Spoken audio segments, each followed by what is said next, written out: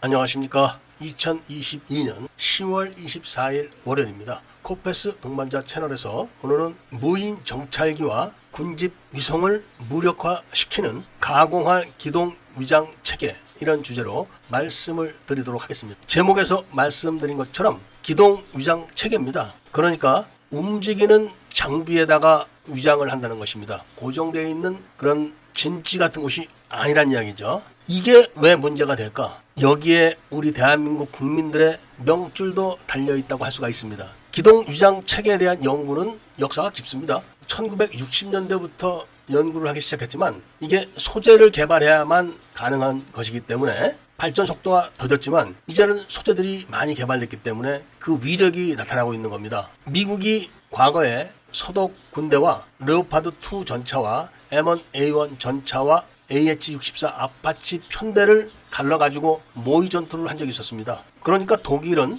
레오파드2 전차를 갖고 대항을 하는 것이고, 미군은 M1A1 전차와 AH-64 아파치 헬기를 한 팀으로 묶어서 대항을 하는 겁니다. 당연히 공중 세력이 있는 미군이 압도적으로 승리할 걸로 예상했는데, 이때 독일이 바로 레오파드2 전차에다가 기동 위장 체계의 위장망을 설치를 한 겁니다. 그 결과는 미군 전차 부대가 전멸을 한 겁니다. 전차나 아파치에 있는 광학 장비를 들여다보면 미군 전차는 확실하게 볼 수가 있습니다. 그런데 서독 전차는 안 보이는 겁니다. 이렇게 되니까 전면을 당할 수밖에 없게 된 겁니다. 이때 미군이 놀라가지고 미군도 그런 연구를 하면서 그런 장비를 채택하기 시작한 겁니다. 그런데 스웨덴 사브라는 회사에서 만든 기동 위장 체계가 얼마나 뛰어난지 그 위장 체계를 보고 미국이 놀란 겁니다. 그 기동 위장 체계의 명칭은 바라쿠다인데, 가시 광선 차단은 물론이거니와 적외선과 자외선, 전파의 차단과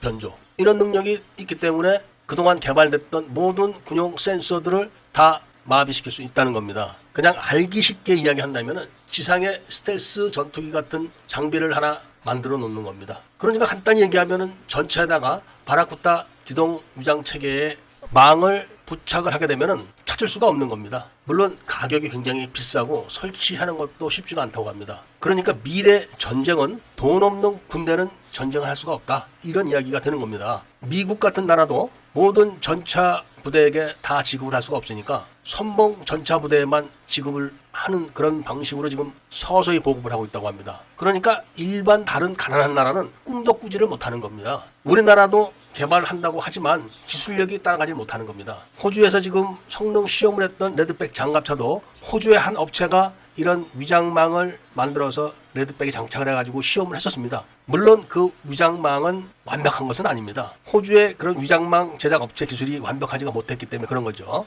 제대로 만든 기동 위장 체계는 그 성능이 얼마나 뛰어난지 아파치 헬기조차도 감지를 못했다고 합니다. 그런데 이게 왜 갑자기 문제가 되느냐? 바로 미국의 군집 위성 정찰과 위성 정찰, 그리고 정찰기들의 정찰에서 벗어날 수가 없던 중국이 바로 이 바라쿠다의 위장 기술을 몰래 연구를 하고 있다는 겁니다. 그러니까 어떻게 해서 바라쿠다 위장망을 습득을 한 다음에 이거를 다 또 분해를 했겠죠. 그런데 그런 원단을 만들 수 있는 기술은 중국에는 없습니다. 그런데 비슷하게라도 만들려고 계속 노력을 하거나 투자를 할 겁니다. 그래가지고 만든 그런 기동체계 위장망을 바로 중국의 전략 미사일에다가 설치를 하게 되면은 미국의 그 많은 군집 위성들이 찾아낼 수가 없게 되는 겁니다. 미국이 4만여 기의 군집 위성을 지금 운영을 하고 있는데 이게 전부 무력화가 되는 겁니다. 그렇게 되면 미국으로서는 큰 낭패에 빠지게 되는 거죠. 여기서 우리가 염려를 하게 되는 부분이 바로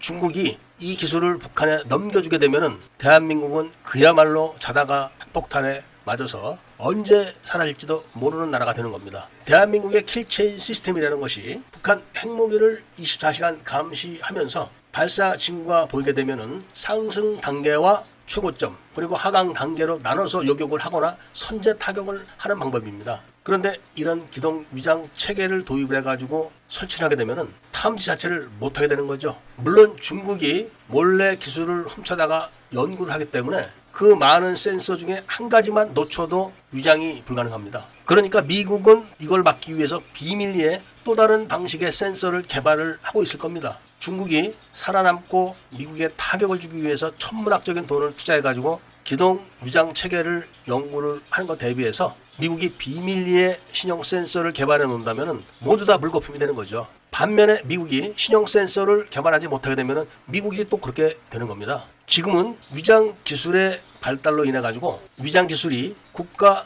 전망의 결과를 결정질 수 있는 그런 기술로 부각하고 있다는 말씀을 드리면서 오늘 이야기를 마치고자 합니다. 애국 시민들과 밀매분들께서는 구독을 꼭 해주시고 좋아요와 알림 설정을 부탁드리면서 이야기를 들어주신 데 대해서 감사드립니다.